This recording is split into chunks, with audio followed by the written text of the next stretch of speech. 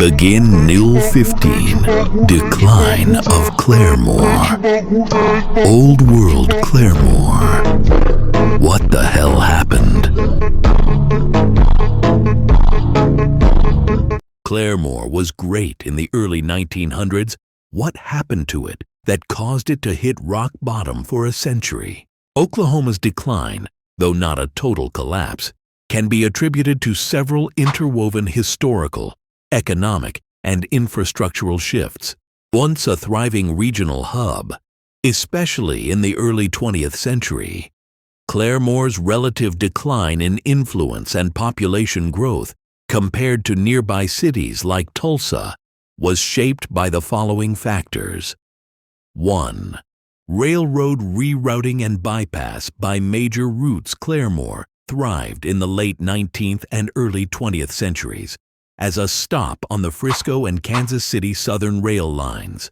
But Route 66, 1926, initially brought attention and traffic through Claremore. Later realignments of U.S. Route 66 and the rise of the interstate system, I-44, redirected travelers and commerce away from the city, favoring larger metro areas like Tulsa and Oklahoma City. This diverted economic opportunities and hindered development of industrial or transportation infrastructure in Claremore. 2. Missed oil boom opportunities nearby. Tulsa became the oil capital of the world during the 1910s-1930s, attracting wealth, infrastructure, and population. Claremore was close geographically, but distant economically.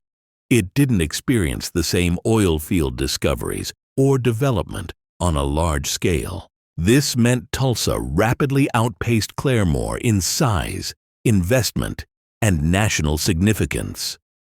3. Loss of radium water.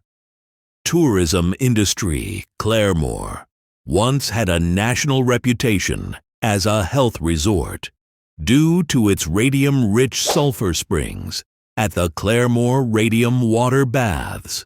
In the 1920s-30s, these healing waters brought visitors and tourism dollars. However, the rise of modern medicine and skepticism toward radium-based treatments by the 1950s discredited the industry, ending a major draw for the town. 4. Limited industrial base.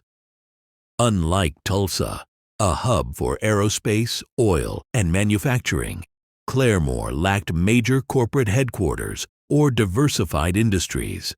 It remained heavily reliant on agriculture and small-scale businesses, which became less profitable with mechanization and rural depopulation during the mid-20th century. 5. Demographic and economic drift. Many residents moved to Tulsa for employment, especially after World War II. Younger generations sought better economic and cultural opportunities in larger cities. This led to a brain drain and slow population growth relative to nearby metros. 6. Urban planning and investment gaps. Claremore didn't develop the infrastructure or cultural landmarks needed to become a long-term destination.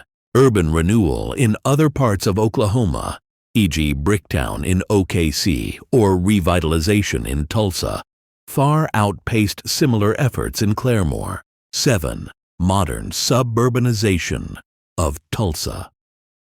As Tulsa expanded, many nearby towns became bedroom communities rather than independent economic centers.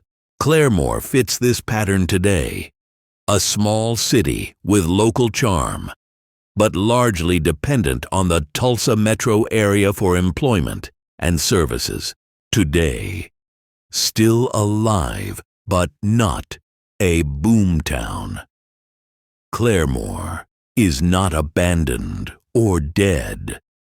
It remains home to Rogers State University, the birthplace of Will Rogers, with associated tourism and a museum, a relatively stable town with about 20,000 residents. but its past potential as a major tourist and economic hub has faded, largely due to being outpaced, outinvested, and bypassed by broader regional development. Would you like a speculative what-if timeline, imagining Claremore as a major city, or a visual map of its peak era versus now?